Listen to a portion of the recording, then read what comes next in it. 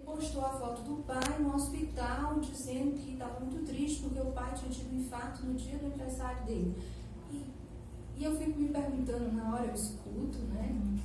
Fico me perguntando o que significa tudo isso. Então, assim, é uma tristeza que tem que ser, é uma alegria que tem que ser de alguma maneira falseada, porque muitas vezes você não está alegre.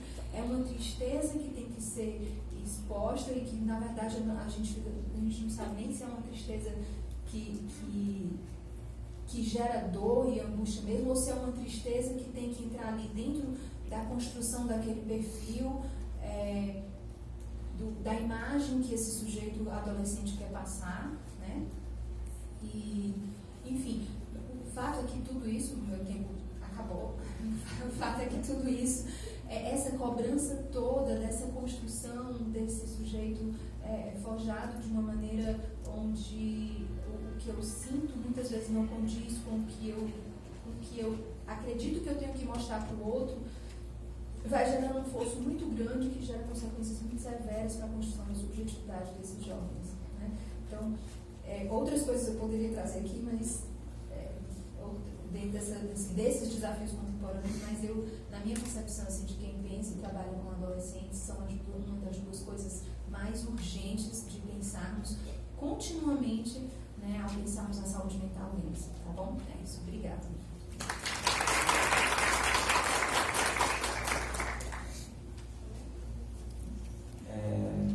Agora a Inês vai falar um pouquinho sobre subjetividade, recursos psíquicos e estratégias para a produção de saúde no trabalho docente. O tempo é curto, eu acho que a professora estava falando algo muito importante para a gente, mas para a gente prosseguir nos debates, a gente vai tentar ser o mais rápido possível. E aí, no final, a gente também abre para as perguntas de vocês, senão não sobra tempo, né? E a gente também está muito angustiado querendo perguntar muita coisa. Bom dia a todos e todas. Primeiro, agradecer, né, a oportunidade de estar aqui discutindo com vocês esse tema que eu considero extremamente importante. Agradeço a professora Betânia que tem feito essa articulação mais diretamente comigo e com a Universidade Estadual do Ceará, no caso da Laís, e no meu caso com o laboratório, que a gente já falou aqui um pouco para vocês. Inclusive, na sexta-feira agora, a gente teve um evento lá também sobre saúde mental na escola, foi um dia inteiro de discussões. E eu também integro o grupo do programa de pós-graduação em educação da UES, e tenho também mestrandos e doutorandos que estão trabalhando nessa perspectiva. E, embora eu já tenha trabalhado bastante com adolescência e principalmente com essa questão da saúde mental dos adolescentes, a partir da minha inserção na escola, eu comecei a pensar como os professores vão conseguir desenvolver essas competências e habilidades, né, que a BNCC coloca agora, que vão ser importantes também para a gente pensar.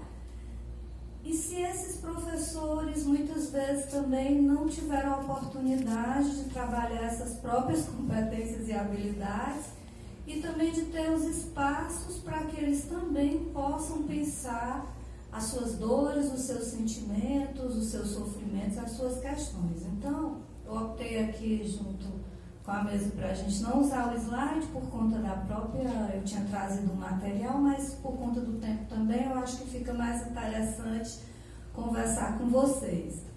E eu gosto muito, por ser professora, me sinto muito à vontade também, além de psicóloga, a gente é professora, e acho que todos nós, de um jeito ou de outro, enfrentamos esses desafios, ainda que de formas diferentes, porque cada nível de ensino vai trazendo um tipo de desafio, da educação infantil até o ensino superior. E quando a Betânia conversou comigo, a gente pensou em trazer para cá a discussão com vocês hoje, uma discussão focada nas estratégias, né? Embora a gente não possa deixar de falar das questões de fazer a denúncia também, mas a gente trabalhar também mais a questão do anúncio. E aí no slide eu tinha colocado o seguinte, o primeiro ponto de onde eu falo. o meu referencial. Eu falo a partir da psicologia histórico-cultural de Vygotsky, que é com quem eu venho trabalhando tanto no âmbito clínico como no âmbito da pesquisa, como fazendo essa relação com a educação. E o Vygotsky, ele sempre foi alguém que, ao fazer a sua psicologia, trouxe uma relevância muito grande para o papel da escola no próprio desenvolvimento humano, na própria formação nossa. E como essa formação humana? Uma formação humana que se pauta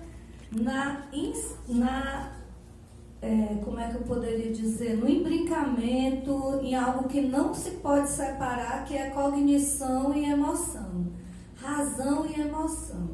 Então a escola, como esse espaço que por excelência é para ser um espaço que produz conhecimento, é um espaço de formação de currículo, é um espaço que vai promover novas aprendizagens, por isso o desafio é enorme.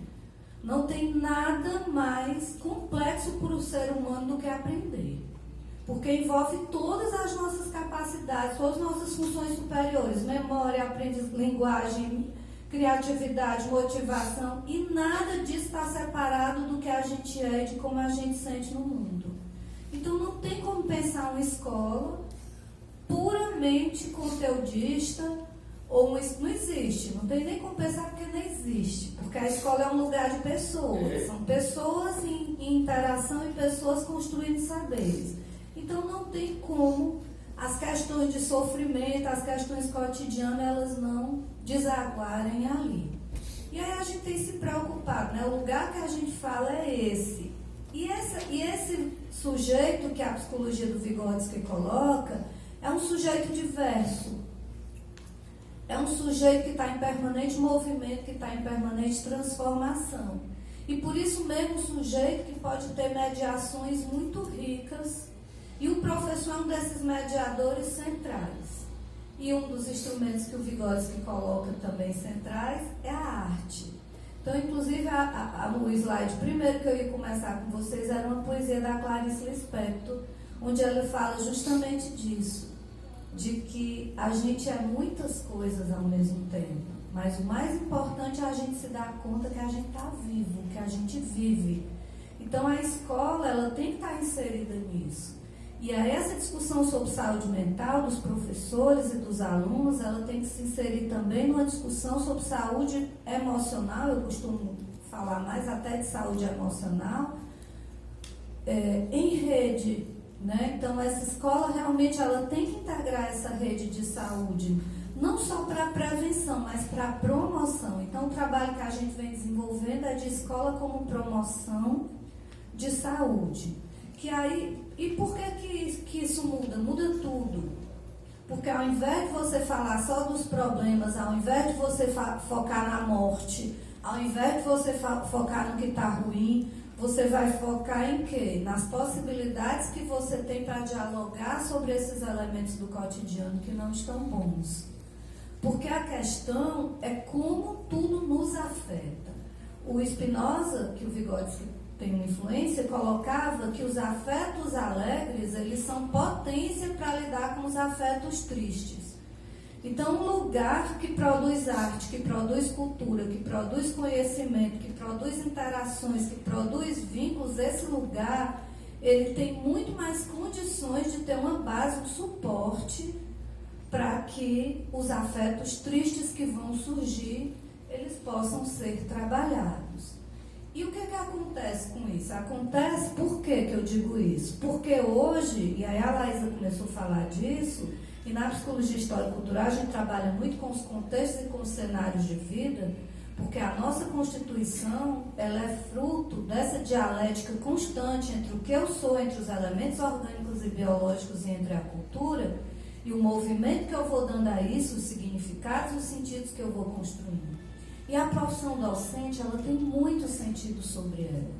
Basta abrir o Instagram, eu estava vendo, até coloquei também um post que diz assim: se estresse queimasse caloria, professor era um supermodelo, né? O outro já vem: respeite seus professores, abrace seus professores, sem professor, né? professor, esse problema desse dinheiro, o professor era milionário. Eu vi vários. E isso vai fazendo com que a gente vá construindo determinado sentido sobre a profissão e junto com políticas públicas e com a expressão que a gente teve nos últimos, a partir do ano passado, com o novo governo federal, de uma carga de exigência, de cobrança, de denúncia e de vigilância sobre o professor, isso vai nos adoecendo, sem sombra de dúvidas.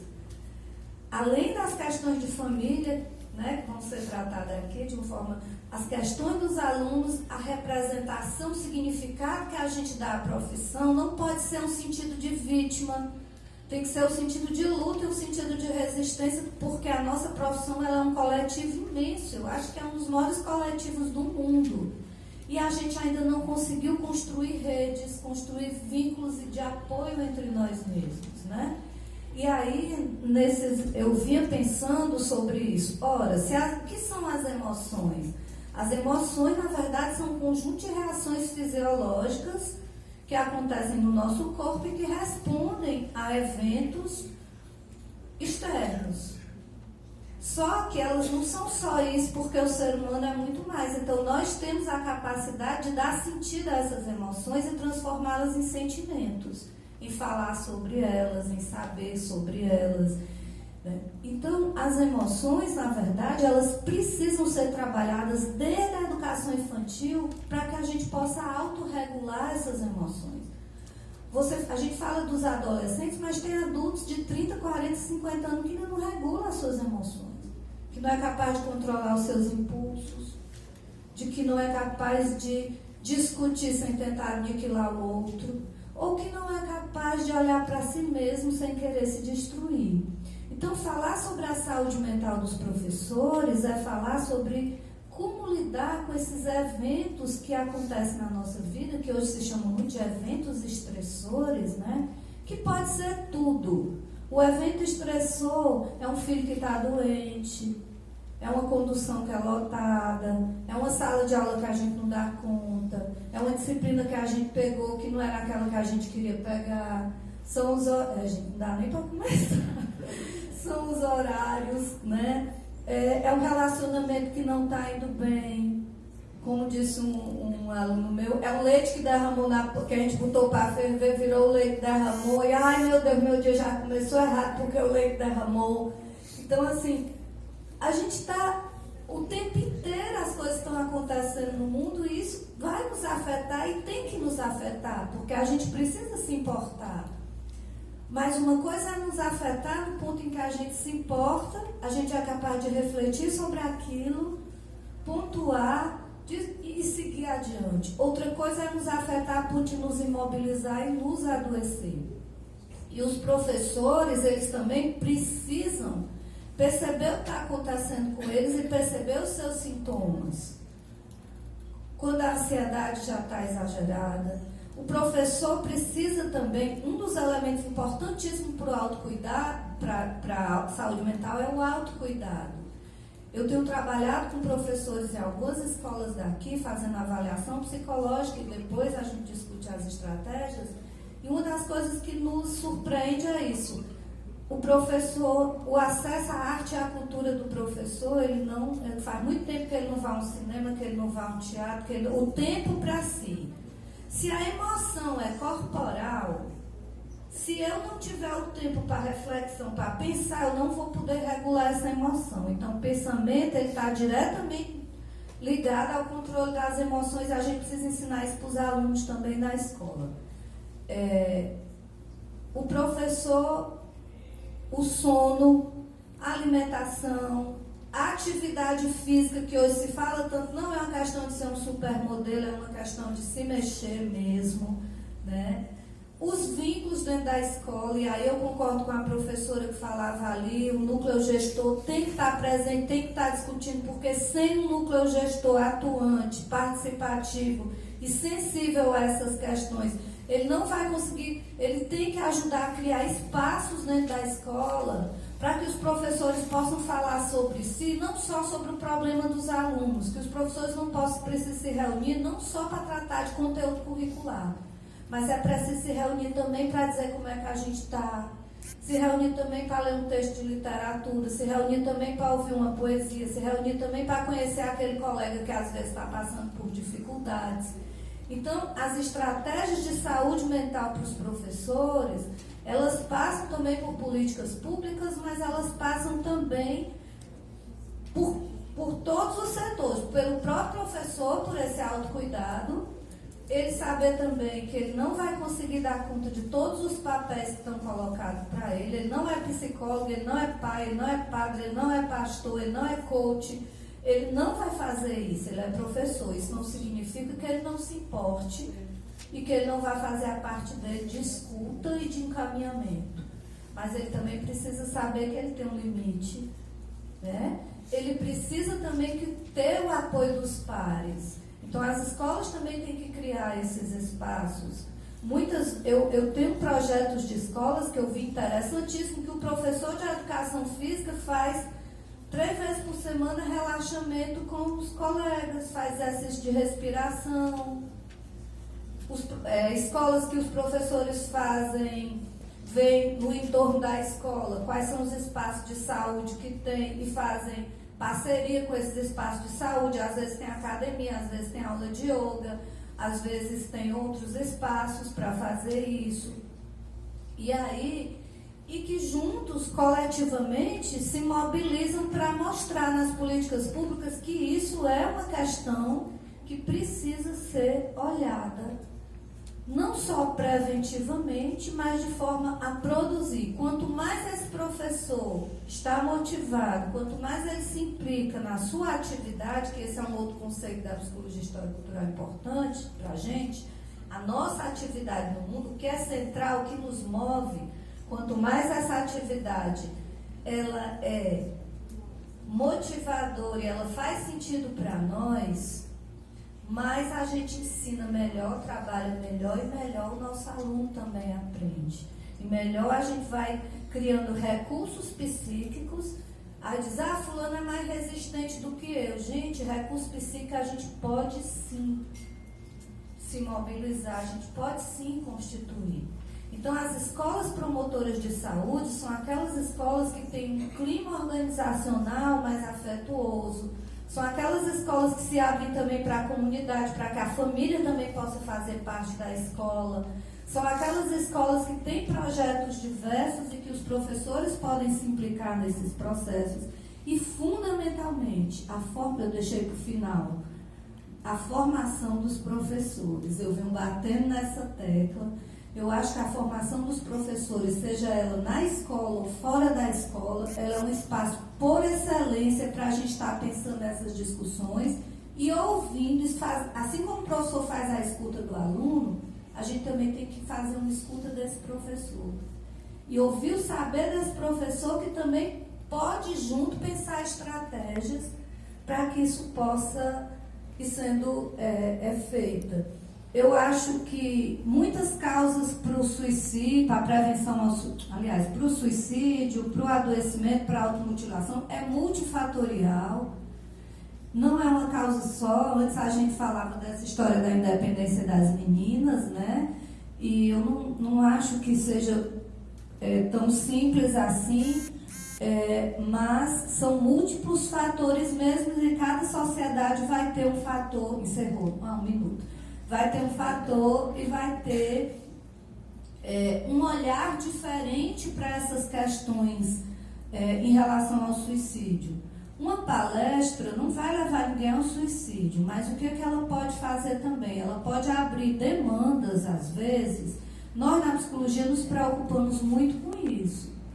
Nossos alunos, às vezes, dizem, eu vou fazer escuta voluntariamente. Sim, você está preparado, você pode abrir uma demanda e aquela demanda ninguém dá conta dela. Então, até para a escola fazer palestras sobre esse tipo, ela tem que se sensibilizar, tem que saber quem é o público que vai estar lá e quem são os professores que depois vão dar o suporte para isso daí.